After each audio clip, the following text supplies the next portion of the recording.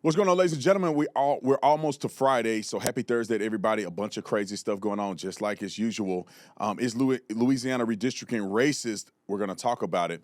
We got some Cole Allen updates. That dummy is being charged, and we're going to talk about that as well. Federal charges were brought against the people attacking Savannah Hernandez. We're going to interview Savannah Hernandez and talk about that because it's absolutely out of control, and I'm glad these suckers are getting charged. Finally, Charlie Kirk has a street in unlikely place, and that is in California. The lady suing Carnivore for getting too drunk and won, which is insane. But before we get to any of that, we're going to talk about Spencer Pratt. He's picking up steam. Can he actually win the mayoral seat in L.A.? Welcome to the Officer Tatum Show. I want everybody in this room to have that same spirit, that same identity carried in your life. Make sure that you go through life and find your purpose. And we don't do this just to get a pat on the back. We do it because we came here to win. And it starts with you understanding that God has a purpose for you. This is the time to be more bold than ever before. We're all Americans at the end of the day, and we should love one another. We should be focused on what's right for our country.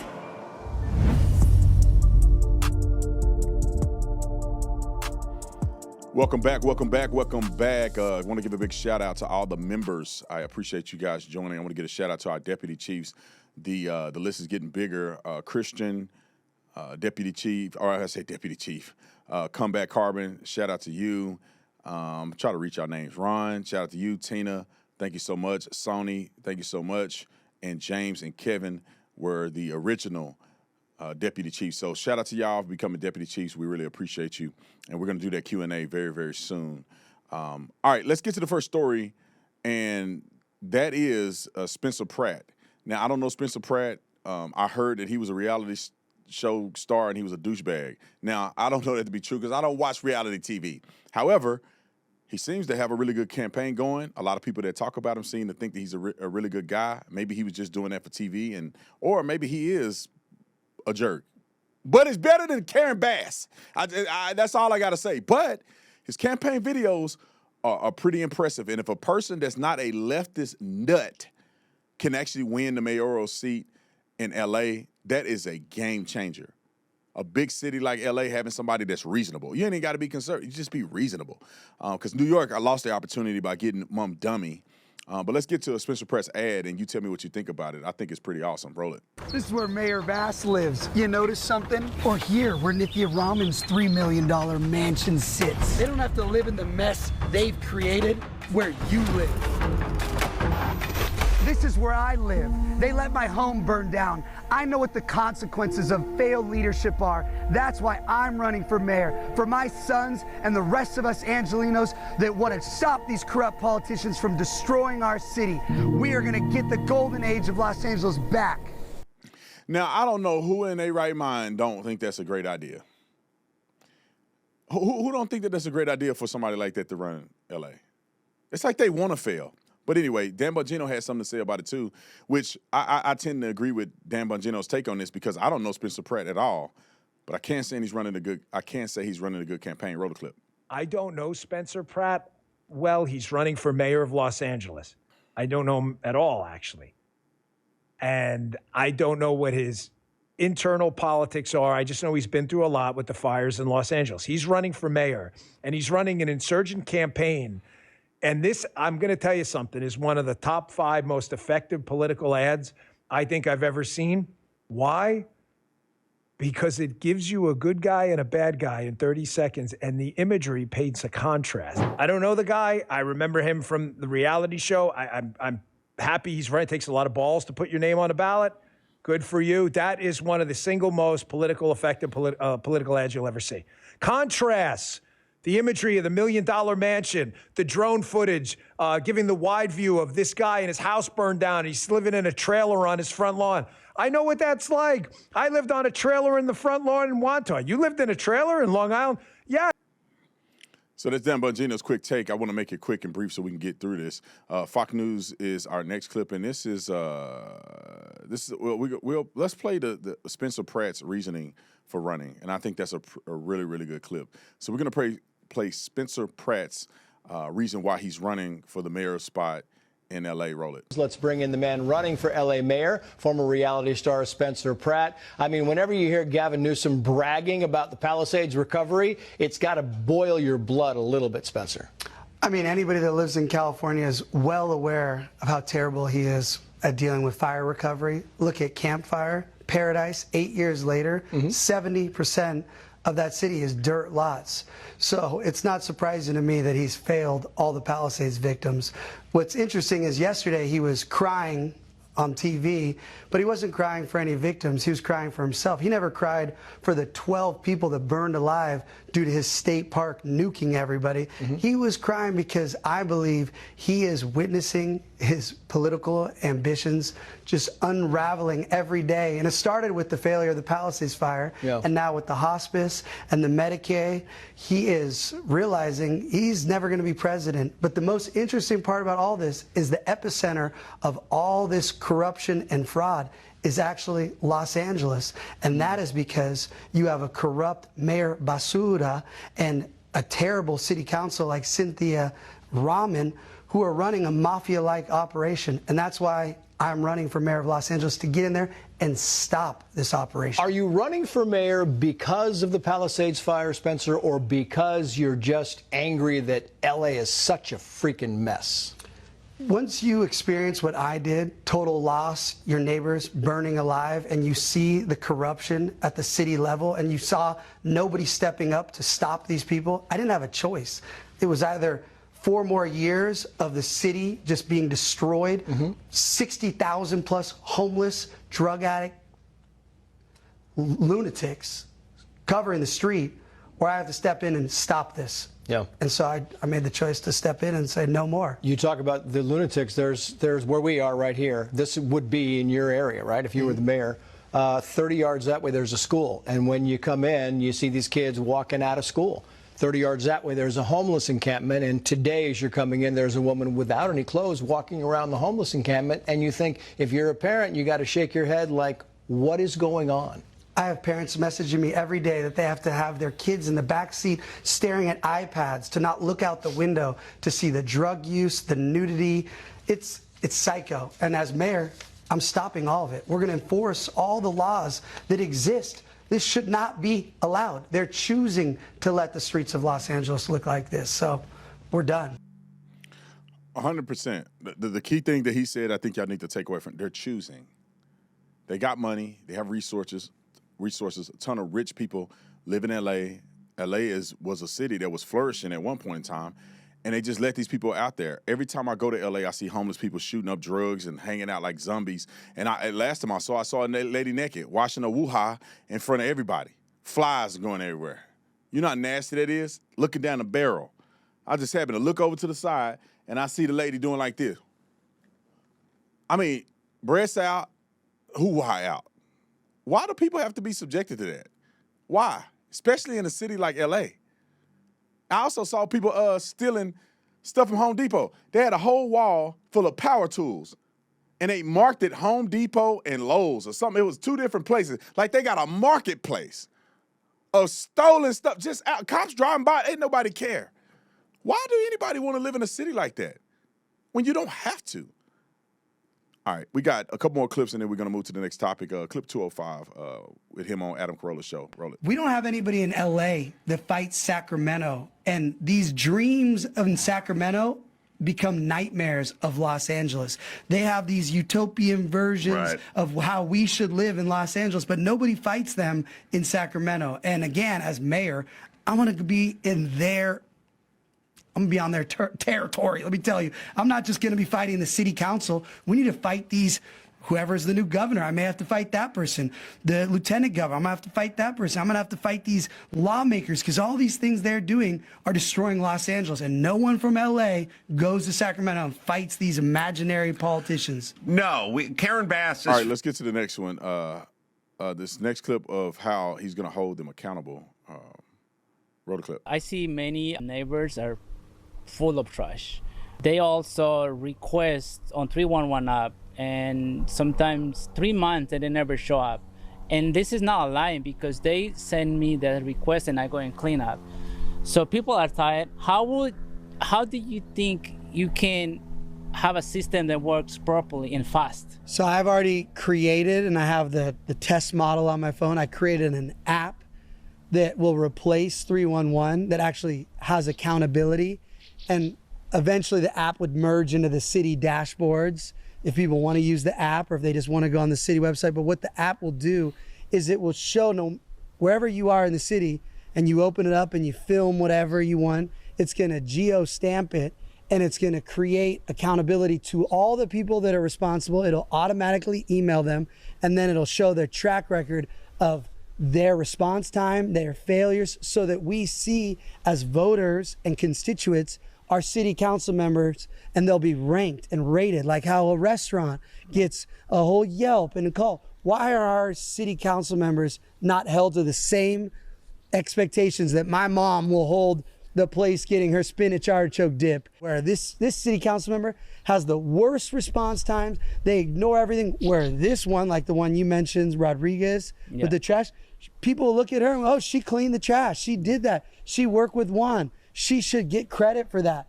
not just be bunched in, oh, the city's failing. There are maybe our people that are working, and we need to make that system have accountability. I like it. I don't even live in California. If they did the right thing, I may consider getting a house in Newport Beach. If I can afford it, I would. That place is nice out there, and it's like conservative. It's not like the rest of the hellhole that California has become.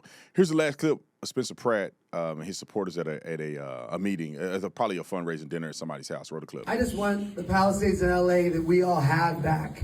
This is not I'm not trying to reinvent the wheel here. I don't have some grand plan how we redo Los Angeles. We just want the Los Angeles that we know, that we grew up. If you grew up here, you know what it was. We want to be able to walk on our streets and feel safe.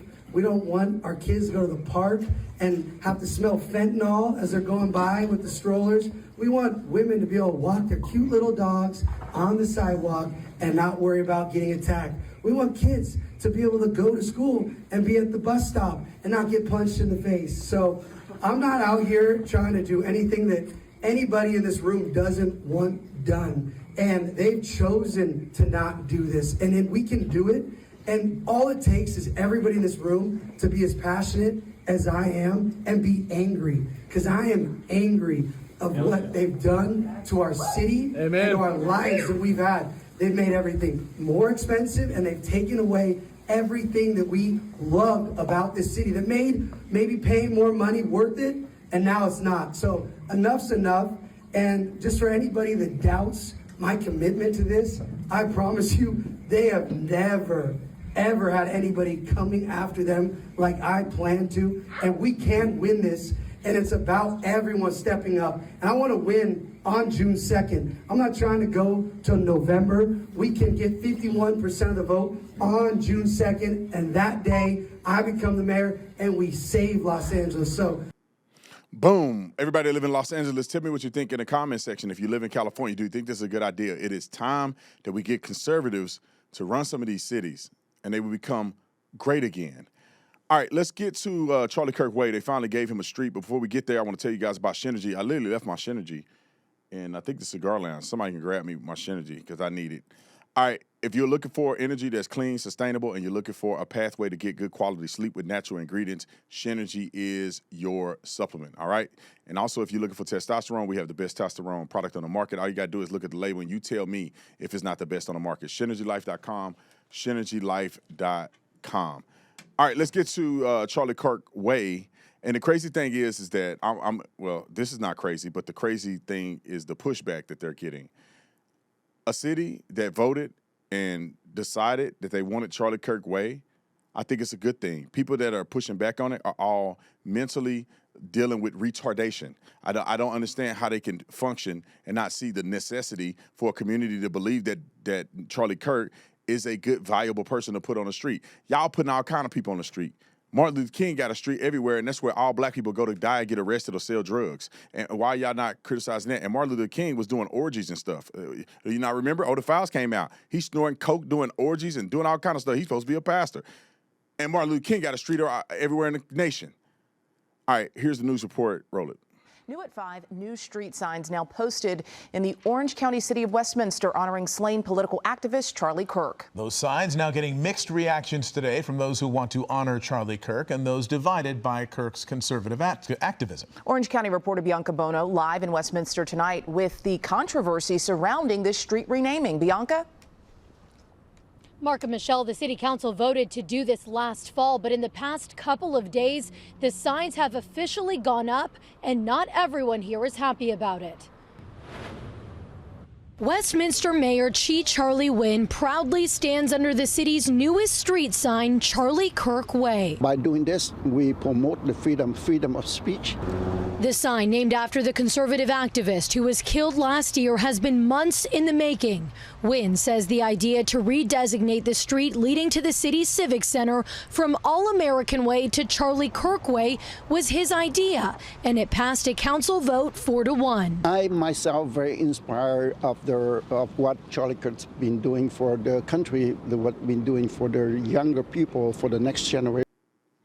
You know what's funny is I wanted that he change his middle name to Charlie because he loved Charlie Kirk so much. Y'all see his middle name? He got like an Asian name, and in the middle is Charlie. Shout out to him, man. Charlie, Charlie deserves to have a respect. Charlie Kirk exemplifies free speech. Charlie Kirk went on to these challenging situations on campus and debated with decorum, fairness, and allowing others who disagree or had a dissent to communicate. That is the exemplification of free speech.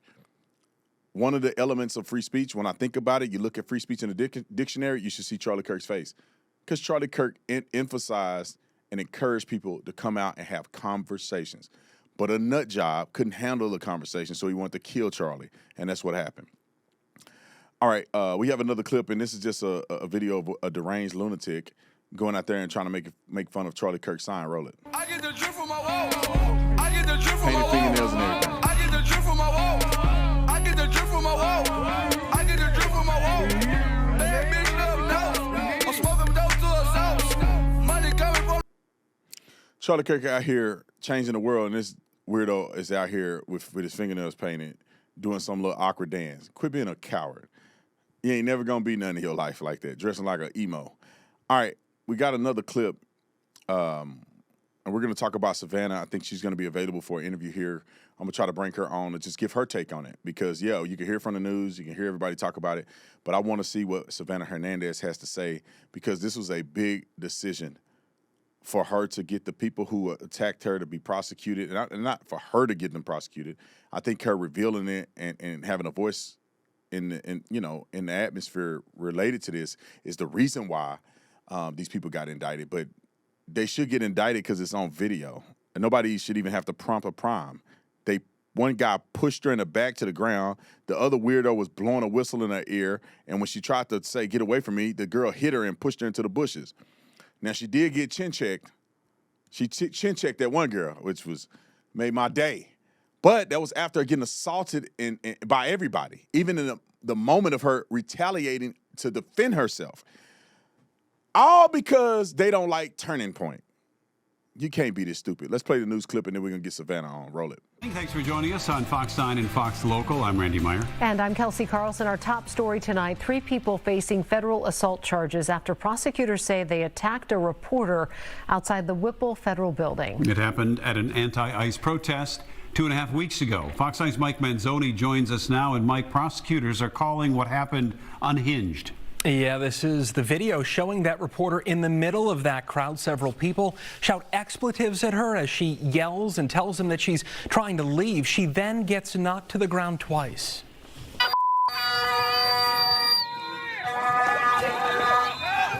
Get away from me. You gotta go.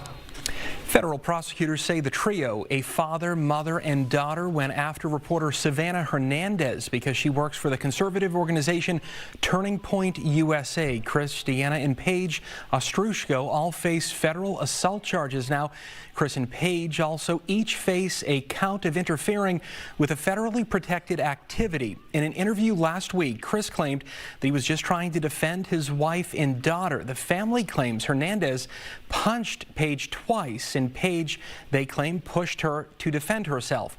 Now, in a social media post earlier today, Hernandez, that's the reporter, thanked the Justice Department as well as the FBI for their work on this case. Also today, Hennepin County prosecutors announced an assault charge against the father in this case. They say they do not at this time have enough evidence to charge anyone else. Randy?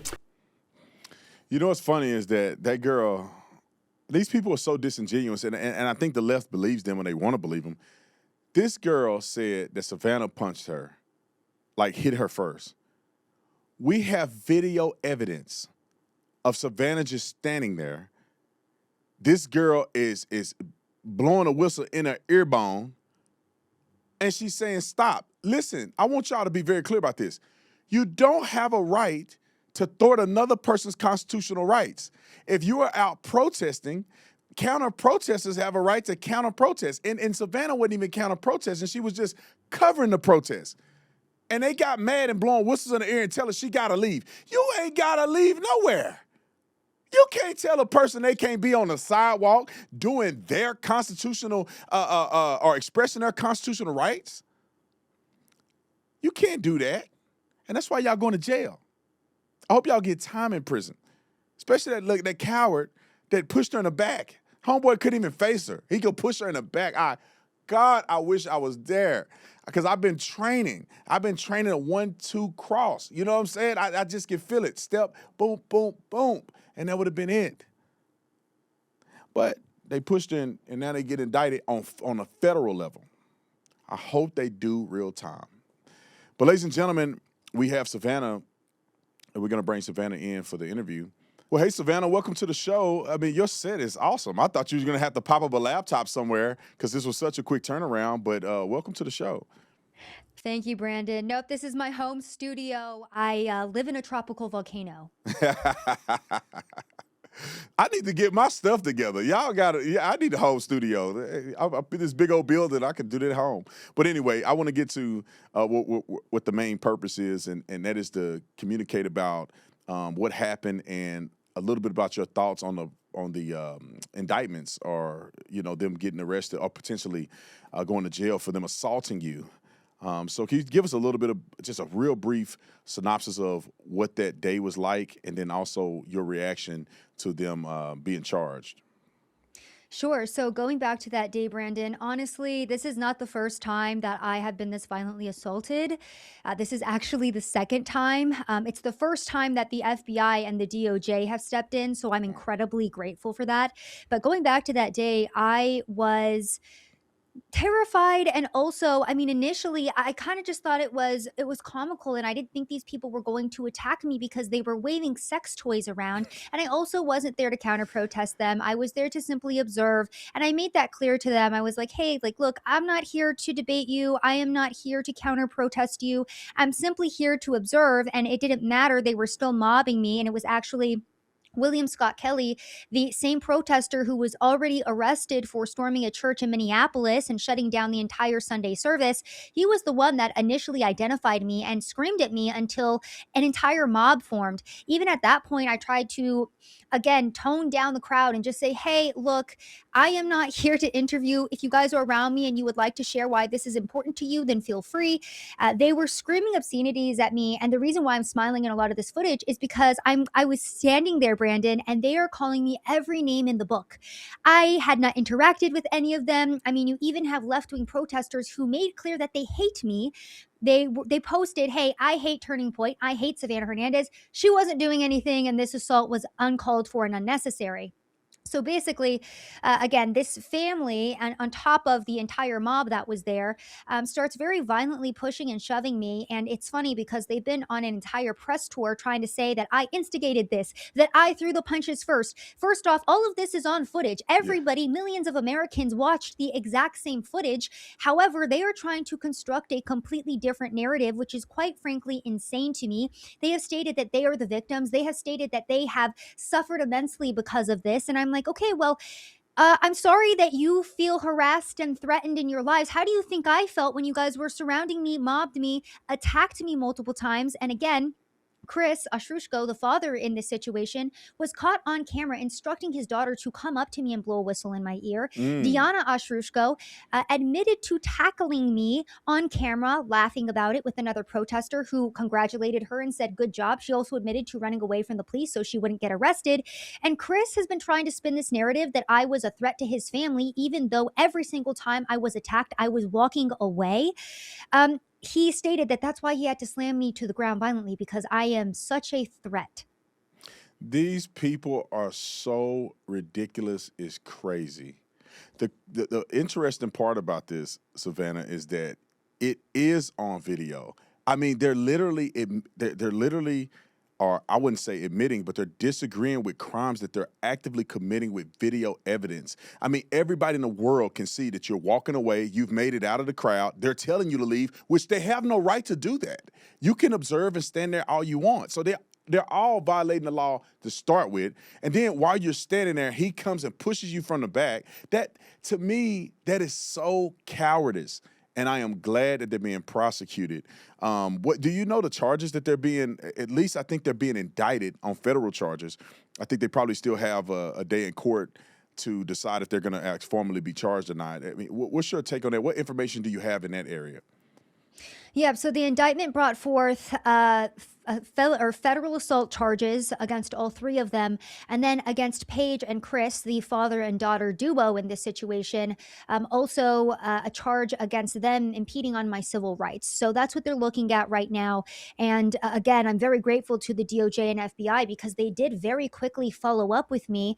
The state prosecutor also brought forward charges only against Chris, stating that they're going to be charging him with a misdemeanor assault charge, but they found insufficient evidence to charge Paige or Diana with any type of crime, despite, again, Diana being on camera admitting to tackling me and Chris being on camera telling his daughter to go up to me, and we all watched her go up to me as I was standing at the fence by myself, and blowing that whistle in my ear and initially assaulting me. So that's what's happening on the state level. So I'm very grateful that, again, the FBI and DOJ has brought this in front of a federal grand jury who did find probable cause to bring forward these charges. So I am really just hoping and praying that justice is served all the way through on this case. The indictment is, of course, only the first step, which, of course, I'm very grateful for. But it's just the first step. And I'm really looking forward to seeing the left wing held accountable, because for far too long, and I've been doing this type of coverage for almost a decade, the left wing has gotten away with this time and time and time again, which is why in these liberal jurisdictions, they think it's okay to attack people this violently that they disagree with, because they get away with it every single time. 1,000% they do. I mean, on a state level, it's a failure to me, because when somebody comes up to you, try to provoke a response, or they're blowing a whistle in your face, in your ear, that is an assault. I don't care what anybody say. That's an assault on the books, especially in the state of Arizona. I don't know if these other states are just not enforcing the law, but if someone comes up to you and blows a whistle in your ear, touching you. It's not like she was at a distance. She's in your face, bumping up against you, blowing a whistle into your ear. That is an assault. And then you can see her clearly pushing you on the screen, and then you have to, push her, say, get away from me, and then she knocks you into the gate.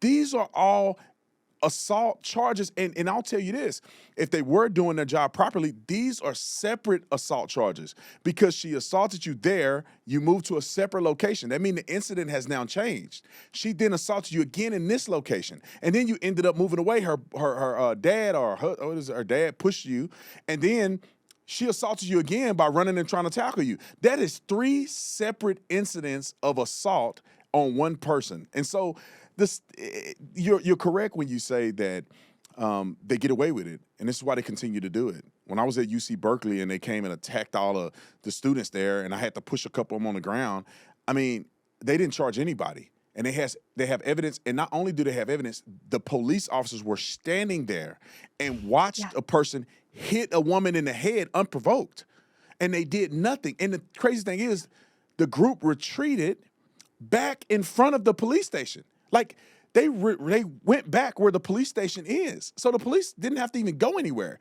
They could have waited for them to retreat and arrest them right there on the spot. Yeah. But they do absolutely nothing. Yeah, it's infuriating, Brandon, because again, regarding these situations, I think from the police angle of this, and this is kind of the vibe that I got from the Hennepin County Sheriff's Department, is that they have charged so many of these cases, or at least recommended charges to the local DA for so many of these cases, and it gets ignored time and time again, that they are so demoralized that they're at the point where it's like, why are we even arresting these people when they're just going to be let out? And why are we going to do the investigation? Why are we going to do the work when we are not backed up? So again, I mean, I'm still a firm believer that the police should be making these arrests and doing their job, Yes. but I also understand the demoralization campaign that has been very effective since 2020, since the Black Lives Matter riots, in targeting police and making them feel like their hands are tied, in demoralizing them, and essentially keeping them from keeping America's streets safe. Because like I said, I mean, this radicalization of the left wing has been happening for far too long, and these left-wing protesters are so emboldened that even in Paige Ashrushko, she's the daughter, when the police went to arrest her after she assaulted me, her boyfriend jumped on top of the police officers, or jumped on top of her to obstruct the arrest. He got arrested. They both have since been let out, and he's not going to be facing any charges either. It is insane. And I know your time is limited. One more question, and then I want you tell people where they can find you and support you and all that good stuff. The last thing is this a deterrent for you to go out and continue to, do what you do, and that's expose these things to the public in an impartial way, by and large? Does this stop you from doing it, or are you going to continue to keep doing, what you've been doing and covering these stories? Well, Brandon, I've been asked this a lot, and I'll be very honest. I am scared to go back out. Last week, I had to cancel all of my media hits, which is very out of the norm for me, because on a mental level, this was a very difficult thing for me to get through. I couldn't watch the footage. I couldn't talk about it for a good week and a half because it was a very jarring experience. Despite that, and especially after Charlie Kirk's assassination, I work for Turning Point USA. I knew Charlie personally. I think I asked myself the question, is this worth dying over? And, dying for the United States of America, protecting our rights and fighting for truth is a worthy cause. So I don't want to die on the street, obviously, but I think that myself and all of my friends have gotten into that mindset of, we really are putting our lives on the line every single time we go out, but the truth is worth it, and the truth is worth fighting for, because the mainstream media isn't going to do it, so we have to. Yes, and I love that response. And how can people go and support you, support your work, follow you on social media? Give us a little bit of that. Yes, please go follow me on YouTube at Sav Says, and go follow my X account, same name, Sav Says. And also, Brandon, I do just want to give a huge thanks to you personally, and also to your audience for how supportive they've been. I truly cannot express how grateful I am and how supportive your audience is. So thank you so much from the bottom of my heart. Thank you. Yeah, you're very welcome. We all appreciate what you do, Savannah. You are a light to the world. You are taking a stance, a bold stance, and history will reflect that there was a small amount of people that were willing to stand up for truth in a time like this, and you're one of those people. So thank you, Savannah. God bless you, and we're going to continue to support you. We're going to put a link in the description section for anybody that want to support what you do, your mission and everything. And if you want to support, we'll put that link there, and that money, all of it goes directly to you, Savannah. So we appreciate you, and you have a blessed and wonderful day. Thank you, Brandon. I appreciate it. All right, let's get to our next story. Great interview from Savannah. We'll have that link for you guys, like I said in the interview. Let's talk about this Louisiana redistricting. Like, this has been incredibly contentious. People are messaging me, this is racist.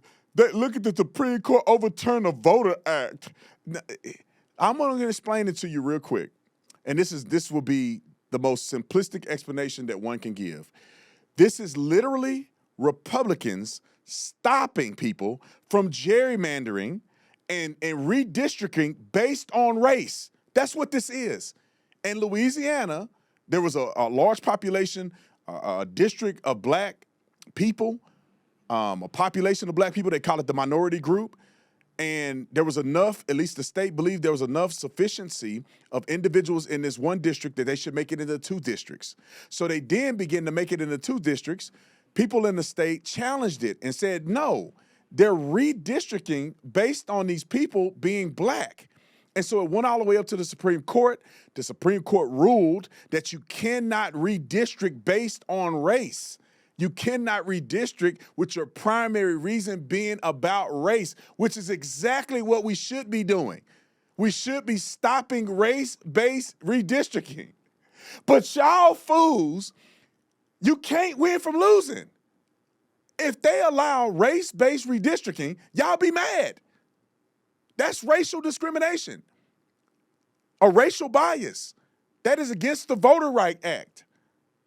What are y'all talking about? And then when they say you can't do that based on race, y'all got to find another reason to do it that's legitimate, then you mad.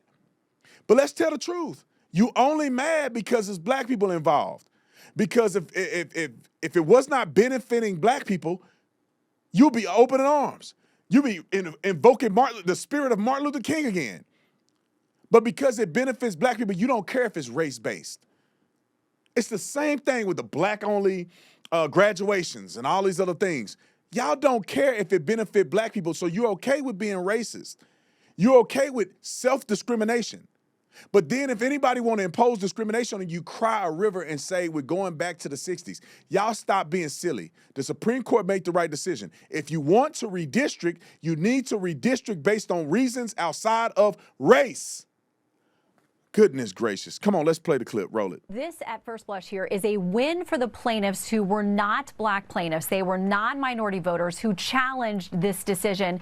These two districts that were minority majority. Essentially, Louisiana had drawn up districts, and then they were told in a legal battle that they had not represented black and minority voters sufficiently. They went back and drew a second district. So they had two of these minority majority districts. Well, then non-black voters sued and said, this is now violating our rights on the basis of race. So it looks like this is a 6-3 decision. There is one concurrence here, but it looks like the dissent sticks together with Justices Kagan, Sotomayor, and Jackson. But here's what the majority says. They say in some, because the Voting Rights Act did not require Louisiana to create an additional majority-minority district, no compelling interest justified the state's use of race in creating SB 8. That was those two new districts. That map is an unconstitutional gerrymander, and its use would violate the plaintiff's constitutional rights. Now, this opinion is almost 100 pages long, so we're going through to see if it says something more broadly about the Voting Rights Act. That had been the fear on the left, that somehow this decision, if it was favorable for those challenging these maps, that it would somehow do a big chunk out of the Voting Rights Act. Haven't gotten to language that suggests that yet. It sounds like this decision is primarily about what happened in Louisiana, so we'll keep digging through this. But for right now, it's a win for those who were challenging these two minority-majority districts. Now, as we read through this and figure out the broader implications, there were 20-plus districts across the country that would have potentially lined up with this decision. They could be open to challenges that they were drawn on the basis of race, or that it was the primary factor that was used in drawing those districts. Most of those are throughout the South. So we'll look to see if there's enough sweeping language in this particular decision that may have a domino effect on some 20 other districts. Could be huge for the midterms. We'll continue to read. Now, let's talk about this for a minute. This is what bothers me about the black activism in America. It's low IQ activism. You guys are like some of you guys that are advocating for this are showing yourself to be some of the most disingenuous, ignorant folk to live. How are you arguing when this is literally the Supreme Court standing up against racial discrimination or racial bias? And you mad at that. And it's the double standard. You can't win. You know, it's a lose-lose for anything. Because if it don't make you happy, then y'all complaining about it. Because back in the day, when they would give loans to black folks, although black people weren't qualified, because you're claiming that they're not giving loans fairly, so they say, okay, y'all, your credit score bad. You have no indication that you're going to pay this loan, so they give it to black people anyway, because y'all were crying about it. And then when you can't pay the loan back, now they claim they're targeting black people. Like, what do you want? What do you want? You know, it's every time I look into some of these incidents where they claim it's race-based and we're eliminating rights and white people are doing this, I realize that it's bull crap. The whole thing about redlining, I wrote an op-ed about this redlining argument, and it's very clear that it wasn't what people are saying that it is. the redlining was based on, and this is what banks and lenders have a right to do, is they drew a line at people who are defaulting and could not afford, they're green zones and red zones, people that could not sufficiently be lend money to, and they drew a line. And let me tell you this, and you probably don't know this. They claimed the red line discriminated against blacks, meaning that the people in the red line district could not get sufficient loans. That wasn't the basis of it. The basis were that if you can't afford it, your credit score is bad and all this, they drew a red line. Unfortunately, there was a lot of black people that were in that position where they were not qualified. However, there were more white people in the red line district than blacks.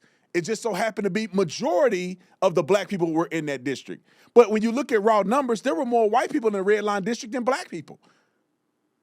But you don't want to talk about that because you're disingenuous. All right, let's play a couple clips of that. Let's see where we at. This is just a little bit of this happening all over the South. I want to play this clip because this is important for the midterms. Roll the clip. 19 seats could be at risk all throughout the South. The question will be the timing. Is this a 2028 play? Is this a 2026 play? There are some primaries here coming up, not until later in the cycle, August 6th. There's one in Tennessee. That's Steve Cohen's seat. That's a majority minority district. That's in August 6th. The one Democratic seat there. The Jim Clyburn seat in South Carolina. That is the Democratic seat in South Carolina. That's a June 9th primary. Jamie, this shows you the ramifications long term for this ruling. Absolutely. Just think about that number, 19 seats in play. And let's look at this politically. Laura, you talked about confusion going into this race. We're worried about voter suppression. Apart from the long-term impact, we are going to see people take advantage of that confusion. There is going to be, these midterms are so high stakes that anybody who thinks they can take advantage, on the state level. All right, I'm done listening to her. Let me tell y'all the real truth. I gotta cut through the minutia. The truth is, they're admitting that black people are stupid. This is what they're saying. They're at least saying that black people are stupid. Why? Just because you redistrict and just because black people live in this area, are you saying that all black people vote the same? Then you're stupid if you're doing that. Because when they redistrict and it's majority black community, that should not mean majority Democrat. That should not mean that. But y'all are so silly that you only vote one way, that when they redistrict or do anything related to a black population, y'all are a monolith, so you take that as an affront. And it shouldn't be. Because when the white people's redistrict happen and there it is, that, they're diverse. It could be just as many Republicans as Democrats. And therefore, it's not an affront to their existence. The truth is that you guys need to diversify what's important to you. And therefore, you wouldn't be crying about fake gerrymandering. All right, I got one dissent video that I'm going to show. The other guy had no substance. But this guy, this was sent to me from a famous comedian. This guy straight lied. The white guy. Y'all heard what the news said. You heard my small dissertation about this. You heard all the other articles, even what the left are saying. Listen to how he frames the decision. And I want you guys, after this, if you don't believe me, go read the conservative position on why they decided to do what they did, and you can read the dissent. But where is he getting this from? Roll the clip. Shame on the Supreme Court for what it did today. The Republican majority on the court voted to strike down congressional maps drawn in Louisiana that would have given black voters in that state, who make up 30% of the population, more equal representation. In doing so, the Republican Supreme Court effectively gutted the remaining protections of the Voting Rights Act of 1965, a landmark. How did you get to that conclusion? Gutting the Voter Rights Act? If anything, they're upholding the Voter Rights Act by not allowing discrimination based on race. What are you talking about, bruh? Roll it. This is white guilt. And the whole, I was alive during the civil rights. Go, roll it. Civil rights era law that restricted racial discrimination in voting. Now, I have lived through the civil rights era, and I've argued before the Supreme Court.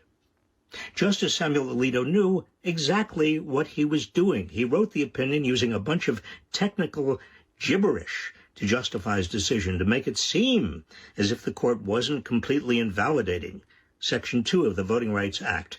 But it did. And Alito knew it.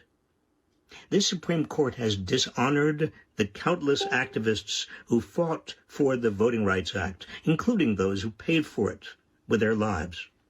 Alito and the conservatives on the John Roberts Court have now made it much more difficult, if not impossible, for minority voters to fight discrimination when states redraw their congressional maps. This will open the door for other states to redraw future maps in ways that will dilute the votes of minority voters, giving them less say in who represents them in Congress. Some Republican-controlled states like Florida, Tennessee, and Mississippi are already redrawing their congressional districts. This could have an impact on the 2026 midterms. But the major effect of today's decision will likely be in 2028 and beyond. Folks, I don't want to sugarcoat this. It's devastating news, making it all the more important for us to show up in full force for this November's midterms. Democrats need to win back control of both houses of Congress, and they need to win state legislatures to ensure that Republicans don't gerrymander away the voting rights of minorities. This is the time. Shut this old man up. Black people have not lost the right to vote. You can still vote. If y'all are not a monolith, then this wouldn't affect you. And then let me tell you what they do. Pull that map up real quick. Maybe we have it or we don't have it. Right there. Pull that map up. Just because it's blue don't mean it's black. Right? You see blue, people automatically think it's black because black people are too ignorant to vote in a diverse way. So now they associate blue with black. That should not be the case. Blue should be Democrats, not black. So if you are in any of these districts, you should be voting on policies and positions that better benefit your community. And I would argue none of those come from the Democrats. So you should be excited that when you go out to vote, that somebody's going to represent you. All of this complaining and bickering goes on and on because Democrats have never done nothing for black people that is longstanding or beneficial whatsoever generationally. You cannot find one single ounce of legislation that was passed that effectively helped black people. None. That's why y'all still complaining. That's why y'all still being and complaining. We don't have schools. No. Who you voting for? Democrats. They don't care about your schools.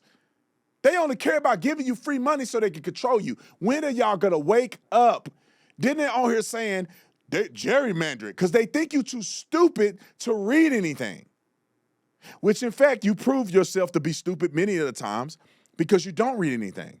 And now you're thinking the protection that's for you is actually against you. That's how they trick y'all. When the Supreme Court rules that they cannot redistrict based on race, that's to protect you. That is the heart of what the civil rights movement was all about, that you cannot base decisions on race. It is wrong. But they got y'all hating the very people that's doing the thing that's sustained by the civil rights movement, and y'all getting hoodwinked one more again. All right, we're going to go to the dummy of the day. And then we'll get prepared for the post-show clarity. If you don't know what post-show clarity is, it's the after show. We just do a little quick podcast rundown on some things that are on my mind, some things that are popping up in the media that we don't cover in the show, all right? So if you're a member, tomorrow for the rookies, you'll have access to the Friday post-show clarity. But for rookie or for officer and above, you'll have access to it every single post-show, all right? Dummy of the day. Huh? You can't be this dumb. Look at this fool. How are you going to end up? Yeah, you see the man with the gun? These are the good guys. These are cops. You want to see what the dummy of the day did? Roll the film. identifying themselves as police officers. Newlyweds Nicole and Chase McCowan are out enjoying their date night as the sole patrons of their favorite restaurant. Suddenly, this masked man enters. He heads straight for the cash register, gesturing wildly with his hands. Then, he pulls out a handgun. The woman in blue fearfully backs away as the assailant appears to direct his commands at a different employee behind the register. The masked gunman starts to become impatient, pointing at the register under a tremendous amount of pressure. The cashier can't seem to think straight and fumbles with the register while the gunman keeps barking orders. In the meantime, the commotion attracts the attention of the McCowans in the back. They appear to be talking about what to do before pulling out their revolvers and identifying themselves as police officers. The cop couple snap into action. As they approach the suspect, they do it tactically by splitting up and making a V. This forces the suspect's attention to be divided between the two off-duty officers. So I initially just saw his face and I saw the mask, but it's a surgical mask. It's flu season. I didn't think a whole lot of it at the time, but it was the cashier's behavior that stood out, especially when I saw her hands go up. I looked at him and I was like, is he doing what I think he's doing? And he's had a better view than I did and saw that he had a gun in his hand and it was a robbery taking place. So at that point, we just fell on training. You can see me start to yell at him to drop the weapon and put his hands up, and he didn't listen to that part, took off out the door. The brave couple chased the suspect before apprehending and holding him at gunpoint until Louisville Metro Police arrived. 30-year-old Justin Carter was charged with robbery in the first degree, possession of a handgun by a convicted felon, and receiving stolen property. They'd be superhumans of the day. Look at that. I knew it was somewhere where it was country. I heard that accent, and I'm like, that's exactly why good people have guns, and that's exactly why you carry your gun off duty. Now, let me say this real quick before we go to postal clarity. We are encouraged as police officers to not engage in stuff like this unless it's a matter of life and death. So shout out to them for doing that. They believed they were confident enough to stop that guy. They did. They got a criminal off the street, prohibited possessor. He shouldn't have had a gun in the first place, and I hope he go to prison for the rest of his life. All righty. Ladies and gentlemen, we appreciate you, love you. Thank y'all for joining the membership program. Our memberships are growing. Shout out to the deputy chiefs. I think we got 5 more deputy chiefs from the beginning, 4 or 5 more, and I appreciate you guys. So y'all hold the phone and get ready for post-show clarity. Roll it.